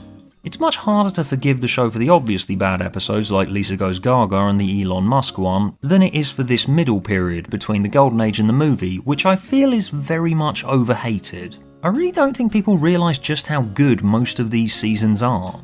As I mentioned last time, a common thing I do is search up random Simpsons jokes that get stuck in my head on YouTube, and throughout this period, I was still doing it. And I kept seeing people in the comment sections reflecting my surprise that these are moments from episodes after the period where people started saying the show wasn't good anymore. There's a ton of big Simpsons memes that everybody uses that are post-season 9. It's always weird whenever you're watching a show and you run into a meme in the wild, and that happened with me in this period on several occasions. Wait, Old Man Yells at Cloud is from a season 13 episode? I could have sworn it was season 6. Well, yeah, there are a lot more misses. This period isn't really that much worse than the Golden Age, and I recognise the regular appearance of a certain type of psychological episode on a pretty frequent basis that continues beyond this middle period. It's a Mad Marge from season 11 is one of those episodes where I swear if you make the picture quality slightly worse, remove a couple of date stamping references and play it alongside any episode from season 6 and 7, I don't think most people would notice the difference. So Marge feels like she's being usurped by this incidental character who's trying to steal her family, and she's paranoid and on edge that this character is trying to kill her. I like the idea of the show basically laying traps for its characters that play on their emotional pressure points and their deepest fears and anxieties, and the resulting way they react to this situation being so true to their character that if this same thing happened to anyone else, they would not react in the same way. Why do I always think of the perfect thing to say when it's too late? Shut up, Becky! Oh, that would have been sweet. Truly psychological episodes where they play with the characters' perceptions and do big and out-there plot twists became a highlight of this period for me. They're almost like mini Hitchcock films. Don't Fear the Roofer from season 16 is another of these, where Homer makes friends with a roofer named Ray, only to be told about halfway through the episode that Ray never existed. We'll let you go when you admit there is no Ray Magini. Fine, I admit it. Help me, Ray! Appear and strike them down! It's always compelling to watch a character's world being turned completely on its head, and I find it odd that people don't talk about these episodes that much, or when I look up the average IMDb scores, these highlights just blend into the background and just sit alongside unremarkable episodes as another Simpsons episode that I watched once. I really enjoyed Regarding Margie near the end of season 17. Marge gets amnesia and she can remember everyone except Homer. I'm lucky to have such a kind, uncle. I'm your husband. What? It was really nice and sweet and reminded me of earlier seasons.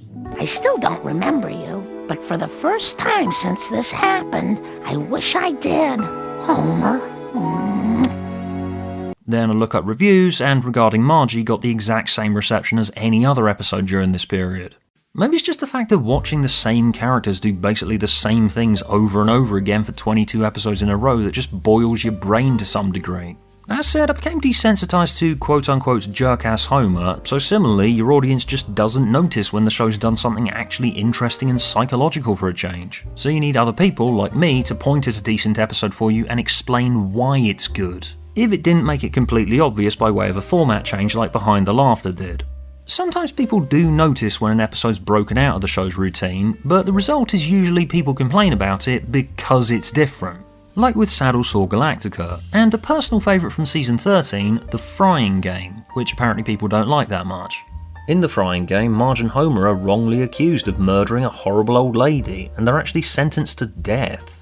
It plays it not completely straight, but the viewer believes the premise that this is it. Homer and Marge are actually about to die. I just keep thinking about everything we're gonna miss. The kids growing up, grandchildren. And Homer sacrifices himself to save Marge. Just how can you not be moved by this? I killed and robbed the old lady all by myself. Marge is completely innocent. The only thing she's guilty of is loving too much. The murder I did. Alright, the frying game is horrible and hard to watch, and part of this increased edge and cruelty that I mentioned earlier that's out of kilter with the type of show that The Simpsons had been up until this point. But the thing is though, and this is the killer question that I can't actually answer, what else was the show supposed to do?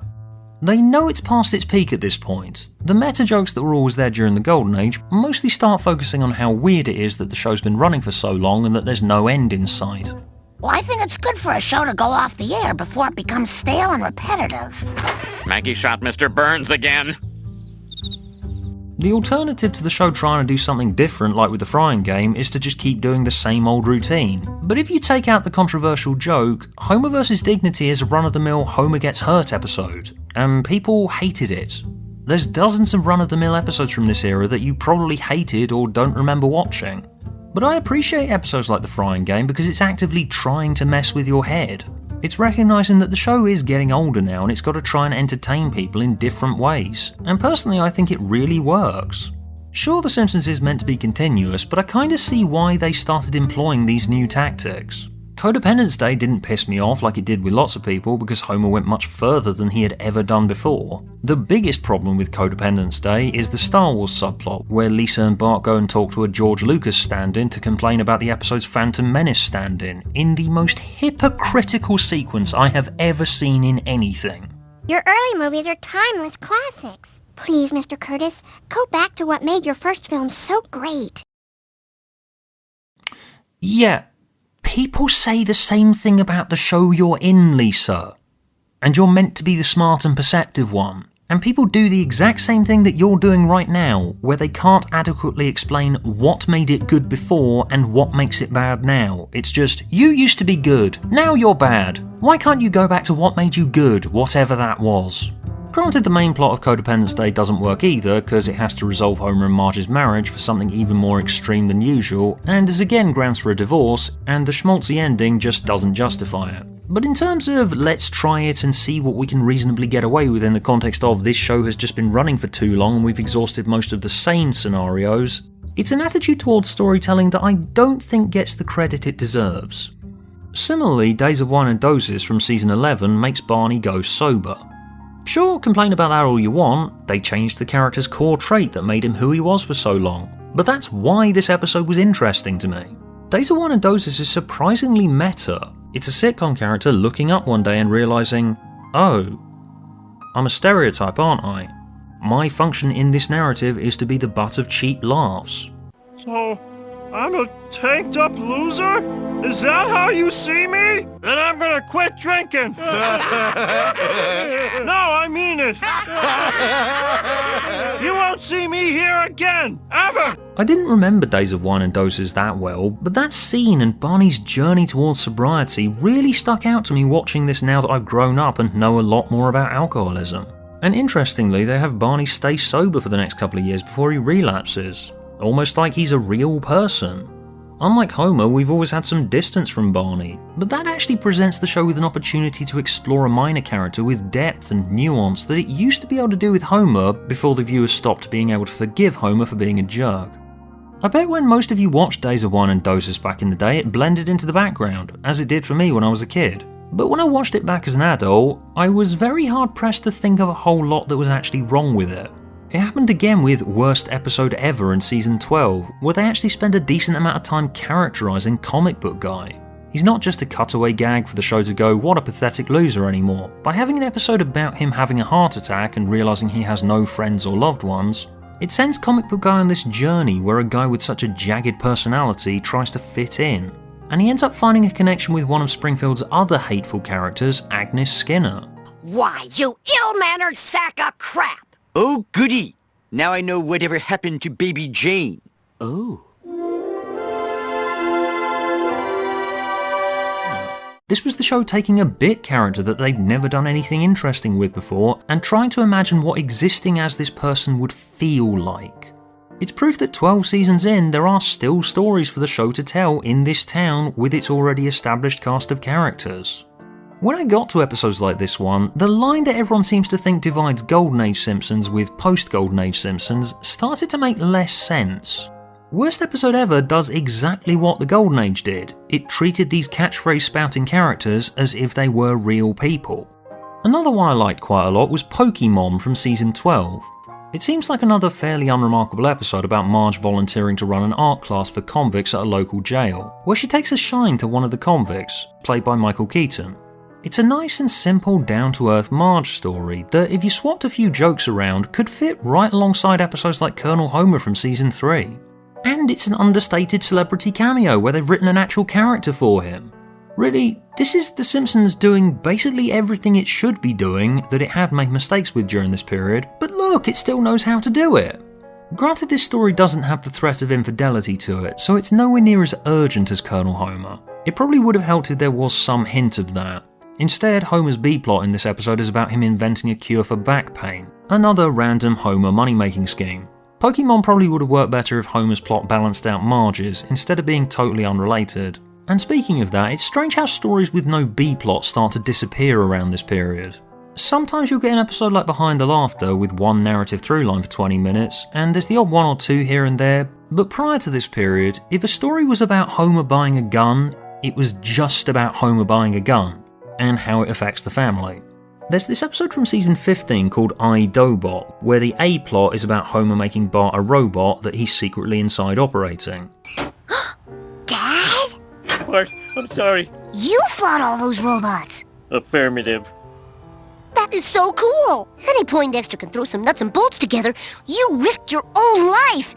And the B plot is about Lisa adopting a new cat after Snowball 2 dies. But then every pet she adopts after that gets killed in horrible ways. Coltrane, you were with us only briefly, but we'll always have the ride home from the shelter. Hey, these cats would rather take their chances in the back room than go home with you. Both of these plots are solid, but they would have been so much more effective as two separate episodes instead of stitched into one like this. But still, there is at least some kind of emotional heat to these episodes, desperate to get out, and I did stop and notice that in this run-through, as opposed to when I watched these episodes all those years ago, and they just went in through my eyeballs and right out my ears, never to be given a passing thought again. I went into this project sceptical of the idea that it's just Simpsons fatigue that sent the general perception of the show into decline, as I think that's a bit too convenient and lets the show off the hook for some genuinely poor decision making. But the fact I never stopped and realised just how many episodes from this period are either functionally sound or explore minor characters in interesting ways reminiscent of the Golden Age does lend at least a little bit of credence to the idea that it's not the show that changed. We just got tired of it. We all tend to think of this period as being composed of a bunch of dumb situations and the deep-rooted character focus of The Simpsons being basically dead at this stage, but it's really not. Sometimes, sure, it just doesn't work, but the show is still clearly trying to make its characters emotionally function. That's why, in spite of all the complaints I've been making throughout this video, and yes, there's a good reason why the previous period is considered the Golden Age, and this one is the Silver Age if anything, I do still respect these seasons. I don't think it's just the extreme goodwill the show still had left from the Golden Age that carried into the massive success of the next thing we have to talk about.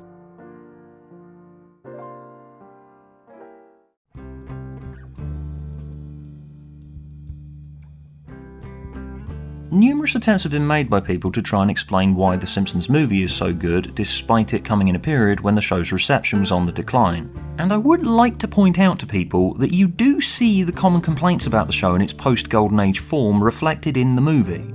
What Homer does to Bart in the movie, where he dares him to skateboard to Krusty Burger naked and then blames Bart for it when the cops get involved, is arguably equal to or worse than what he does to Marge in Codependence Day.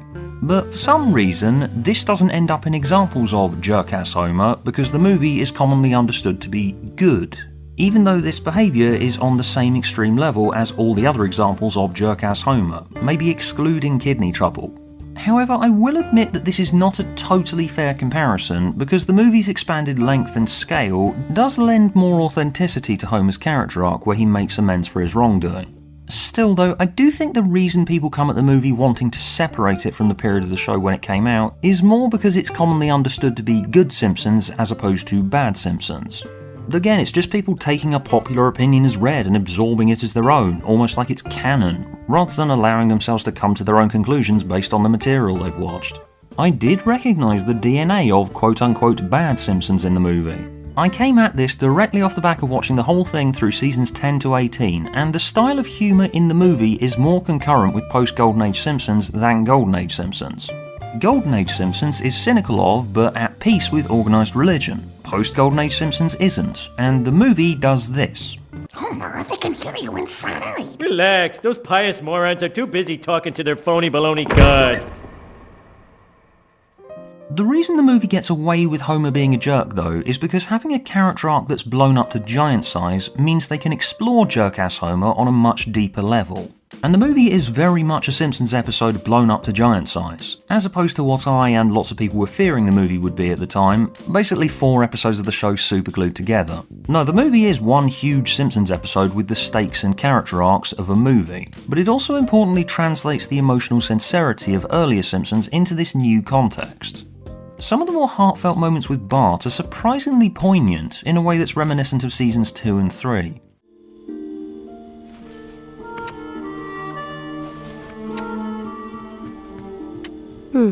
So that's what smug is.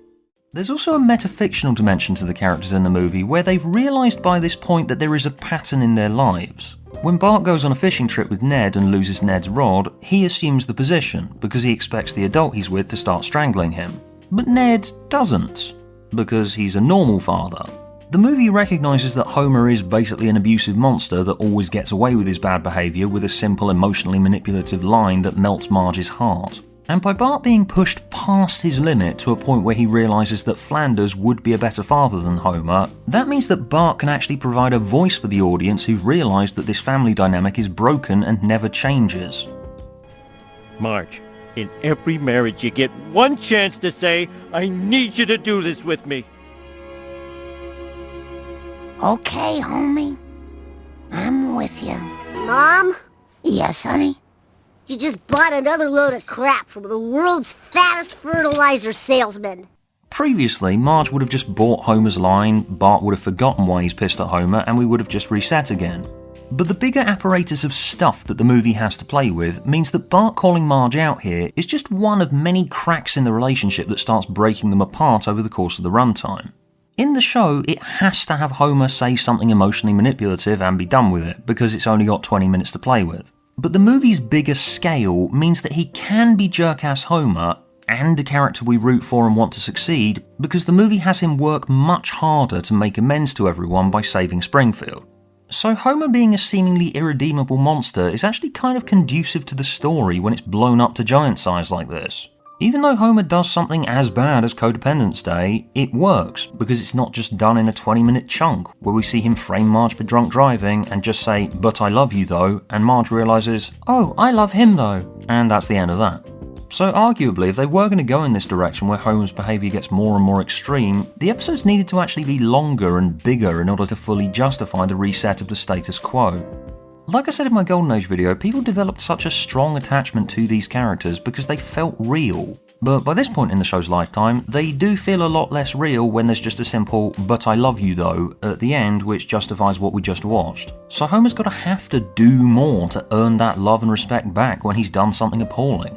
By making him really work to win back Marge, Lisa and Bart, Homer ends up being sympathetic in the movie even after we've seen him blame Bart when he's handcuffed naked outside Krusty Burger, and say that he just doesn't care if his friends and neighbours die.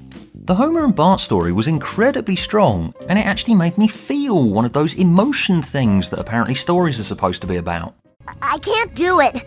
I want a father who's the same in the morning as he is at night. Oh, what's that word? Consistency! Thanks, losers. It's really the Bart and Marge stories that act as the emotional hooks for the movie, and Marge's is just as spot on as Bart's. She's followed Homer through everything, right up until the point where she realises the entire town's going to be destroyed and everyone's going to die, and Homer just doesn't care. Yes, they're going to destroy Springfield, but we're going to stop them. Homie? I'm happy here. Screw Springfield. Which is what prompts her to tape her goodbye to Homer over their wedding video, in easily the best performance in all of The Simpsons, and given how huge it is, that's really saying something. Julie Kavner has always been the strongest actress out of the regulars, and what she does to her voice in this sequence is just jaw-dropping. And I overlooked these things because, well, that's the thing. I just don't know how to finish that sentence anymore. Of course, we know that this is the end of the second act darkest point in the movie, just before the redemption, so something at the back of your mind that's familiar with movie structure does know what's coming, but you need to believe in that moment that Marge has left Homer and that this is it for them. Another incredibly interesting thing about the movie is just how ahead of its time it was on the environmentalism message. And it's actually surprisingly subtler than you would expect of a movie that basically has the government locking an entire town in a dome because it's an environmental hazard and leaving them all to die. The key to the biting bit of this satire is in this line. Springfield has become Springfield! the most polluted city in the history of the planet. To prevent your poisons from spreading, your government has sealed you all within this dome. Believe me, it's the last thing we wanted to do. I do own the company that makes the dome, but that's beside the point.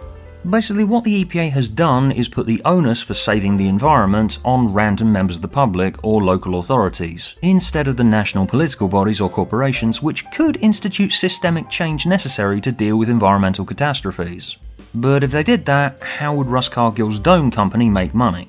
And this isn't me reaching here, this is an explicit message in the text itself. Just you might not have noticed it because it's been delivered via the medium of one of the most recognisable TV franchises ever. Basically, the power structures of our capitalist system can be understood through the relationship between comic book guy and Agnes Skinner. The movie was basically this great summation of everything The Simpsons did right, and that shot of Homer and Marge riding off through the autumn leaves near the end would have been another potentially great note to end the show on. I kind of see why a rumoured sequel has been such a long time coming, because the movie hits all the notes you would have wanted from a Simpsons movie adaptation. And what would be the point in a sequel if the first one did everything right the first time? Which, yes, alright, is kind of an argument in favour of the show ending at about season 9, which I've spent quite a lot of this video making the argument against. But still, in terms of the movie being an actual end to the show, ending on that shot would have left everyone with this incredibly warm feeling where they go, okay, I'm going to miss it, sure, but I feel satisfied with the experience. By season 18, everyone had settled into this opinion that the show had been on too long and was starting to wonder whether it had outstayed its welcome, and the longer a show outstays its welcome, the harder an ending is to pull off. But if the movie had been the ending, I don't think anyone would have complained all that much. But as you all know, it wasn't, and there's been more than 16 seasons since then. Yeah, look at that. Jesus Christ. So yeah, join me in a while for the next one of these. Oh God, what have I done?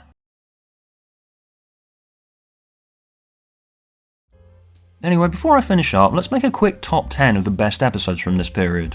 Number 10, Regarding Margie. This one's probably going to end up being a load-bearing episode moving into my next video on the modern era because it does an excellent job in underscoring just how unhealthy the continuation of the Marge-Homer relationship is. When Marge has amnesia and recognises everyone except Homer, he looks like the most off-putting person in the world. Here's me fighting with former President Bush. Me fighting with current President Bush. I'm sorry. You seem like a colorful character, but I just don't remember you.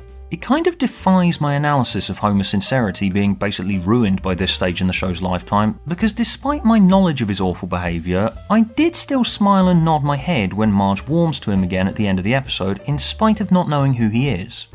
Number 9, The Seemingly Never-Ending Story. While the show is basically just putting its characters into interchangeable situations with random nouns pasted into the script at this stage, the meta framework in this episode is truly inspired. I'm not going to tell you to watch everything from this period because there genuinely is no point, but if my fellow pretentious hipsters who love meta humour feel like trying a post-Golden Age Simpsons episode they'd never seen before, then I'd recommend this one. Number 8, The Frying Game. It's annoying, it's extreme, and symptomatic of everything people complain about during this era, and while Homer had stopped being a real human being by this point, I can see the heartbeat of the show it used to be in moments like the one where he takes full blame to get Marge off death row. I find it genuinely beautiful, and it's why it's probably the episode from this period that I've rewatched the most over the years.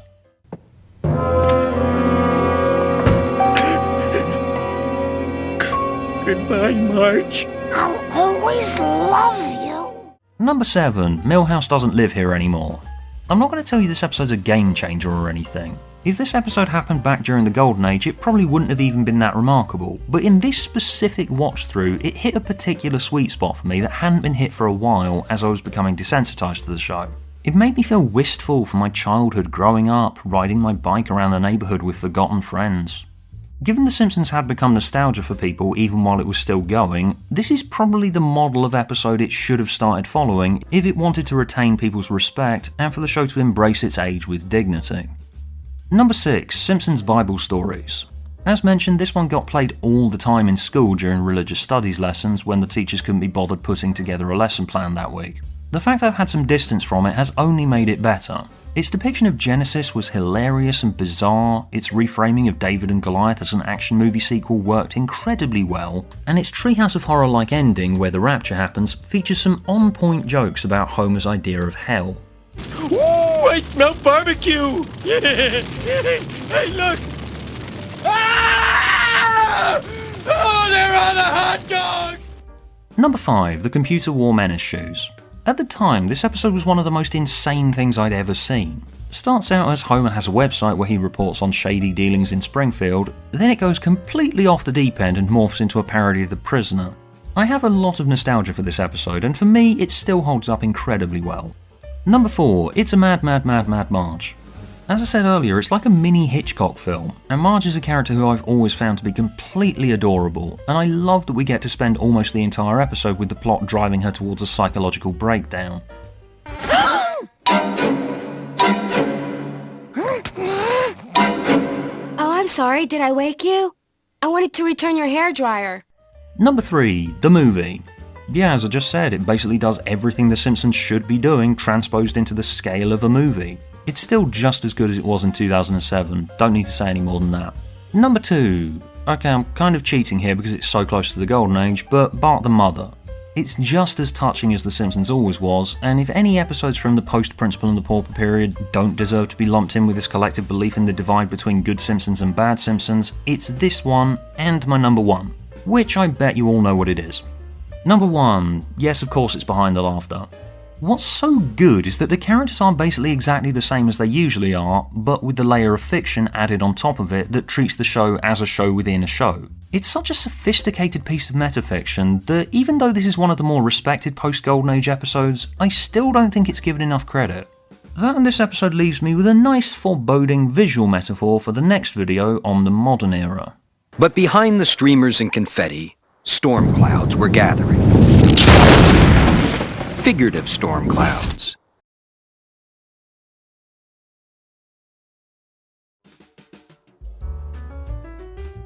Thanks for watching, everybody. If you'd like regular update videos or to see chunks of bigger projects that I'm working on while they're in development, you can subscribe to my Patreon. Link in the description. I'd like to thank the following generous people: A. Maxwell, Alastair McPherson, Anirin Hunt, Brandon Kelly, Captain Grezza, Chris Lim, Chris P, Dave Sanders, Jennifer Milligan, Joel, Louise Wade, Matthew Branch, Max Kennedy, Oxbow Izamsti, Pastel Wedge, Robert Conley, The Hickster, and Tony Thompson. Cheers everybody, see you next time.